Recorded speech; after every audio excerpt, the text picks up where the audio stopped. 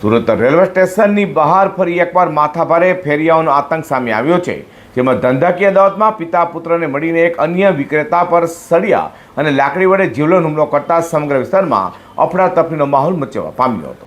Surat railway સ્ટેશનની સામેના વિસ્તારમાં સાયકલ પર ગુટકા, પાન મસાલા અને અન્ય સામાનનું વેચાણ કરતા બે વિક્રેતાઓ વચ્ચે ધંધાકીય બાબતે ઉગ્ર બોલાચાલી થઈ હતી. બોલાચાલી થોડા સમયમાં હિંસક અથડામણમાં ફેરવાઈ ગઈ હતી. એવો આક્ષેપ કરાયો હતો કે ગુટકા, પાન મસાલાનું વેચાણ કરનારા વ્યક્તિને તેના પુત્રએ મળીને અન્ય વિક્રેતા પર સળિયા અને લાકડી વડે રીતસર હુમલો કર્યો હતો. આ હુમલામાં વિક્રેતાનું માથું ફાટી જતાં તેને લોહીલુહાણ હાલતમાં ઢળી પડ્યો હતો.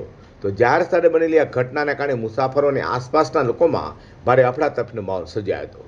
ઘટનાની જાણ થતાં જ પોલીસ અને 108 એમ્બ્યુલન્સની ટીમ તાત્કાલિક સ્થળ પર પહોંચી હતી. તો બીજી તરફ ઇજાગ્રસ્તને સારવાર માટે હોસ્પિટલ ખસેડવામાં આવ્યો હતો. જ્યારે હુમલો કરનારા પિતા પુત્રને પોલીસે અટકાયત કરી કાયદેસરની કાર્યવાહી શરૂ કરી છે.